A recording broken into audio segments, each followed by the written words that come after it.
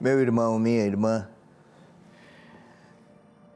aqui nos encontramos. A TV Evangelizar me leva até aí, até a sua casa. E eu agradeço por me acolher e juntos podermos fazer a nossa leitura orante da palavra. É para esse domingo, 8 de março. É o segundo domingo da Quaresma.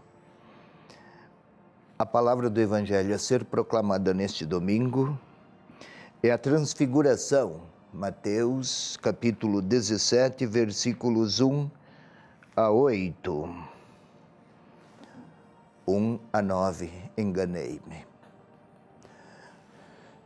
Antes eu gostaria de saudar, é o Dia da Mulher, esse dia 8 de março. A força evangelizadora da igreja é mais feminina que masculina. Quero saudar todas as mulheres que participam, que fazem sua leitura orante. Vamos ao texto.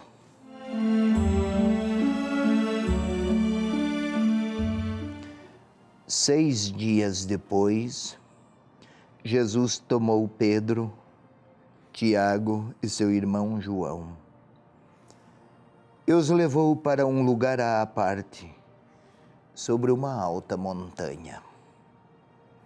E ali foi transfigurado diante deles. Seu rosto resplandeceu como o sol, e suas vestes se tornaram alvas, brancas, como a luz. E eis que lhes apareceram Moisés e Elias conversando com ele. Então Pedro, tomando a palavra, disse a Jesus: Senhor, é bom estarmos aqui. Se queres, levantarei aqui 3 tendas. Uma para ti, uma para Moisés e uma para Elias. Ainda falava, quando uma nuvem luminosa os cobriu com sua sombra. E uma voz que saía da nuvem disse: Este é o meu filho amado, em quem me comprazo. Ouvi-o. Os discípulos, ouvindo a voz, muito assustados, caíram com o rosto no chão. Jesus chegou perto deles e, tocando-os, disse: Levantai-vos, não tenhais medo. Erguendo os olhos, não viram ninguém. Jesus estava sozinho. Ao descerem do monte, Jesus ordenou-lhes: Não conteis a ninguém esta visão, até que o Filho do Homem ressuscite dos mortos. É esta a palavra, meu irmão, minha irmã, para este segundo domingo da Quaresma, 8 de março.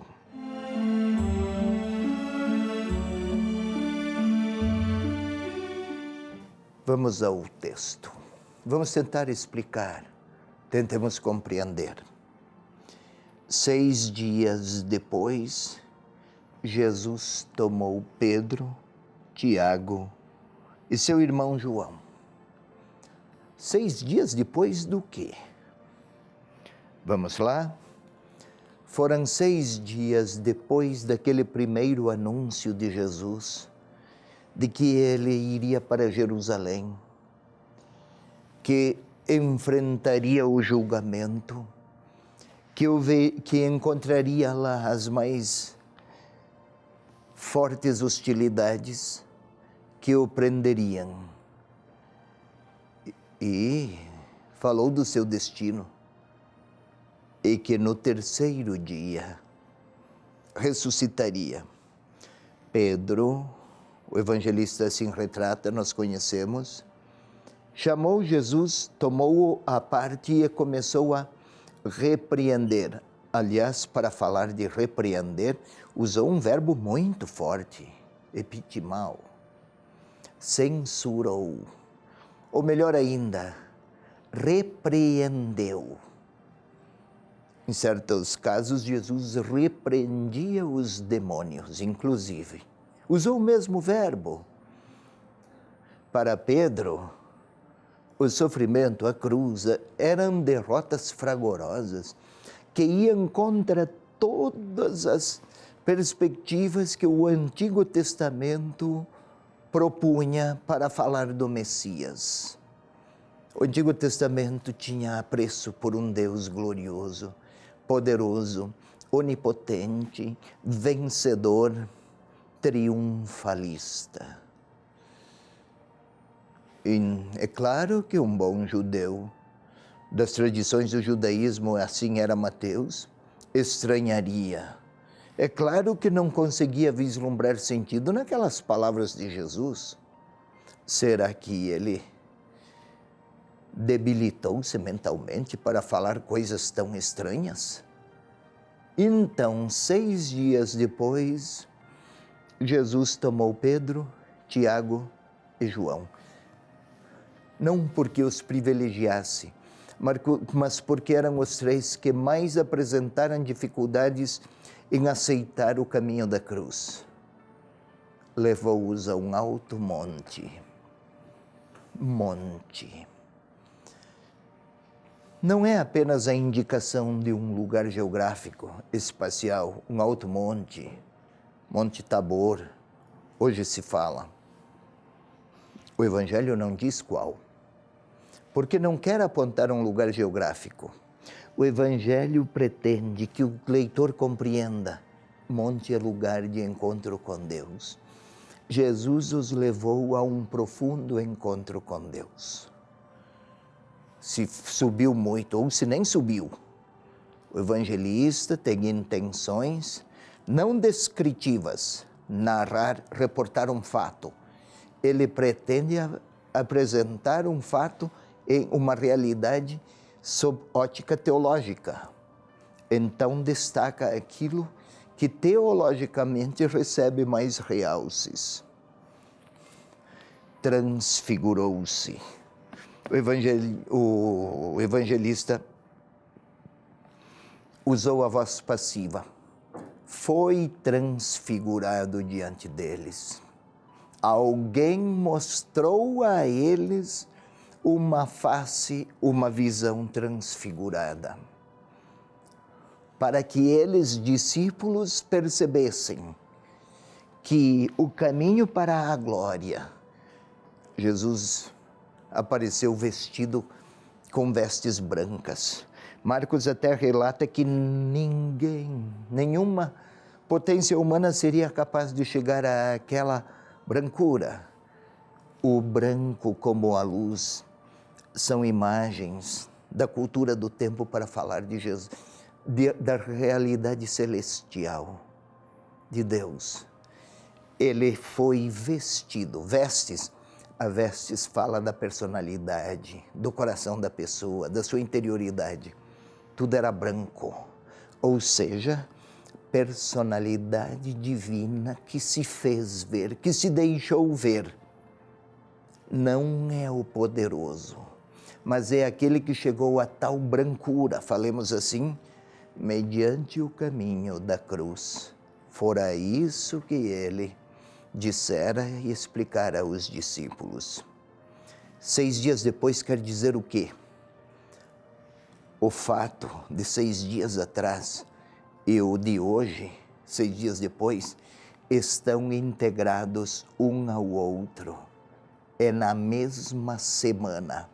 Algo muito importante para aquele tempo, para dimensionar e ao mesmo tempo integrar os acontecimentos numa semana. Um está ligado ao outro. Jesus falou da cruz, a transfiguração é a visão proporcionada aos discípulos para que compreendessem que, seguindo-o pelo caminho da cruz, chegariam àquela realidade transfigurada. Aliás, domingo passado, uma voz no céu: este é o meu filho muito amado, por ocasião do batismo. Também agora, a mesma voz, também com as mesmas frases. Este é o meu filho amado. Ouvi-o. Esta parte somente agora. Ouvi-o. Ouvir o que dele? As palavras que tinha ele proposto sobre o seguimento da cruz. Pedro, nossa, cada vez que Pedro fala, parece que é um erro a mais. Como se engana Pedro? Não é que lhe falta inteligência, é que ele é o melhor retrato da humanidade muito chegada a um Deus de poder. Todos nós temos esta preferência. E o modo, ou a face de Deus que Jesus quer revelar, tem outra fisionomia. Esta voz vinda do alto, depois a nuvem que os envolve, nuvem de luz. A luz fala das realidades celestiais e a nuvem, naquele tempo, ninguém poderia imaginar que Deus se faria visível. A nuvem o envolvia. Assim se pensava. Então a nuvem envolveu aqueles discípulos para que, o que pretende o evangelista, que o leitor compreenda, foi uma profunda experiência de Deus. Temeram, aterrorizaram-se. Era próprio da cultura do tempo relatar o temor e a queda. A pequenez humana é tamanha ante a grandeza de Deus que ninguém resiste. Cai. Então Jesus se lhes aproxima, toma-os e reergue-os. Descendo da montanha, proibiu-lhes de que contassem. Proibiu a eles que contassem. Por quê? Por quê? Iam contar o grande milagre que tinham conhecido. Aliás, Pedro queria ficar lá em cima, nem queria descer. É mais fácil contemplar o vencedor vestido com alvas vestes, de um branco que ninguém pode alcançar. Se descer, tem que ir para Jerusalém, tem que ir para a cruz. Por isso, Pedro queria permanecer lá no alto. Mas desceram. Porque a vida não é feita só de romances ou de triunfos. A verdadeira fidelidade a encontramos e a vivenciamos lá onde somos desafiados e somos chamados ao despojamento.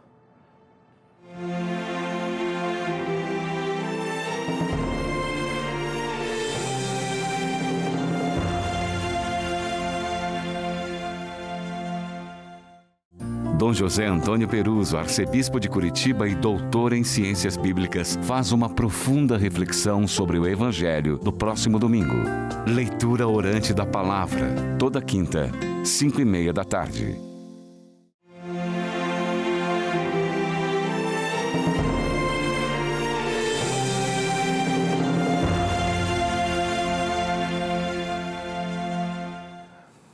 Querido irmão, querida irmã, passemos agora para o momento orante da nossa leitura.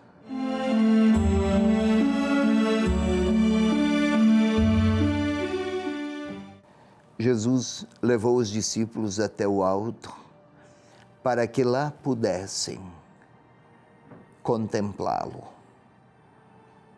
Queria predispô-los à pacificação interior, segundo a modulação daquela época. Façamos aqui também nós.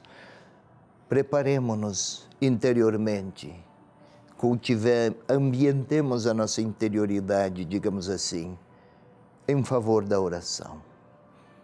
Queira fechar os olhos, colocar-se numa posição que favoreça o recolhimento. Vamos respirar profundamente. Uma vez, assim faço eu aqui. Também você aí na sua casa, conservando os olhos fechados. Queira sentir justamente os olhos, fechados. Sinta-os, isso vai requerer concentração. Queira sentir a sua nuca, os seus ouvidos, a sua garganta. Sinta os seus pulmões repletos de ar. Se conseguir, muito concentrado, muito concentrada. Sinta o coração a bater no seu peito. Recebe sangue, bombeia com força. Lá vai toda aquela vitalidade, toda aquela linfa percorre as vias arteriais num dinamismo que não se repete, mas que segue sempre, que não para. Uma espécie de dinâmica da vida que recebemos com gratuidade. Com esse corpo em movimento, ainda que estejamos parados, com esta vida em dinamismo, vamos agora pedir ao Espírito Santo que venha nos ajudar nesta oração. Quando o evangelista escreveu, o Espírito de Deus estava lá. Vamos pedir que Ele venha estar aqui, inspirar-nos, mover-nos, consolar, suscitar em nós gosto pela oração e pela palavra. Vinde, Espírito Santo, enchei nossos corações da vossa luz, da vossa força, do encanto por Deus que suscitas em nós, que suscitais em nós. Fazei-nos aptos a acolher vossas inspirações, a receber vossa força, a falar com fidelidade. E agora vamos juntos, eu e você, voltar ao texto, ter a Bíblia diante dos olhos, tendo-a nas mãos diante dos olhos. E vamos imaginar Jesus a subir em uma montanha. Com ele vão Pedro, Tiago, João. Talvez até se perguntem entre si, por que eles? Nós sabemos, eram os que mais tinham dificuldades em aceitar o caminho da cruz. Lá eles sobem, na montanha que nós conhecemos, que nós imaginamos, desviam algumas árvores, desviam algumas pedras, chegaram, talvez suados, talvez cansados, mas Jesus está em pé, os discípulos o contemplam. É uma outra cor, é uma luz que nunca conheceram. Tudo é absolutamente novo. Entreolham-se, quem sabe, contemplam aquela sequência de cenas. O Senhor que lhes falara da cruz, agora nada lhes fala, mas aquela face brilha, as vestes estão absolutamente brancas, nunca tinham contemplado situação semelhante. E vislumbram Moisés, Elias, personagens do Antigo Testamento, conversam e os discípulos os contemplam, e nós estamos a ver todos eles. E o sentido de Moisés, de Elias, o profetismo em Jesus está na sua melhor síntese. as promessas começadas com Moisés, naquele rosto transfigurado, encontram a melhor expressão. Podemos até ver Pedro maravilhado, encantado com todo aquele espetáculo. Quem sabe nossa imaginação até nos ajuda a ouvir: Mestre, é bom ficar aqui. 3 tendas, uma para cada um dos 3. Pedro está deslumbrado, repleto de um fascínio ante o espetaculoso. E uma voz do alto, então: este é o meu filho amado, nele eu me comprazo, ouvi-o. Uma voz do alto, para eles, para aquela época, naqueles quadros, naquela situação, eles lembram bem que o caminho é para Jerusalém e Jesus lhes dissera que tem cruz. Confusos, atemorizados e angustiados com o que o Senhor lhes dissera, e agora contemplam uma situação absolutamente inusitada. Vão ficar com as palavras sobre a cruz? Ou a dúvida deles permanecer lá? Pedro é espontâneo. Melhor ficar aqui. 3 tendas. Vamos tentar ver Pedro ao falar. Vamos ficar aqui, é bom permanecer aqui. Também lembrar-se, quem sabe, Pedro se recorda e nós conseguimos ver sua fisionomia de 6 dias antes, que o assunto era a cruz e Jerusalém. Vamos ficar aqui, mestre.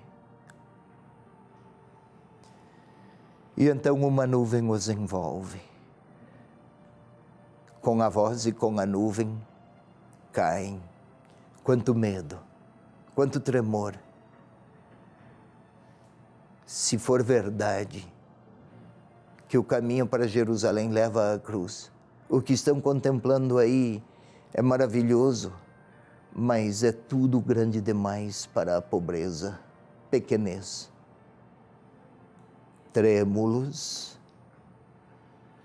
ouvem a voz. É este. Ouçam-nos. O que ouvir?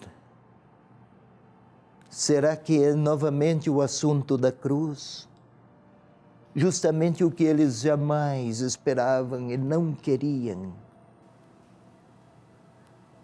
Vamos tentar vê-los, que o Senhor lhes toca, toma-os pela mão.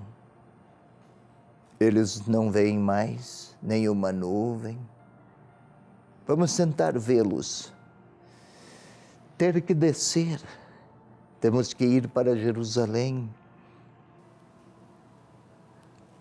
Intrigados, incrédulos talvez, preferiam permanecer naquela imagem, naquela sequência de imagens, assinaladas por uma serenidade nunca vista. Transfigurado o Senhor, revelações admiráveis, mas é preciso descer. É preciso seguir o Senhor. E ei-los que descem, e o caminho leva a Jerusalém. Agora ponhamo-nos lá. Eu, você, Pedro, Tiago e João. Como é bom seguir o Senhor Jesus, quando isso não nos custa, quando isso traz-nos maravilhamentos e fascínios, quando contemplamos tantas serenidades e experiências envolventes, emotivamente gratificantes. talvez queiramos dizer ao Senhor, estamos lá, se poderíamos ficar lá, sem precisar descer e sem precisar ir para Jerusalém, sem a cruz. E o Senhor olha para mim, eu olho para Ele, e talvez Ele me tome pela mão e queira trazer-me para o chão, para a realidade mais baixa do caminho. Eu preciso ir com Ele. Agora, se me custa aceitar a cruz, é hora de eu falar ao Senhor, por que me custa? E o que Ele me diria? É o momento da minha oração, porque eu tenho que ir com Ele para Jerusalém. É lá que a vitória será plena, absoluta, totalizante.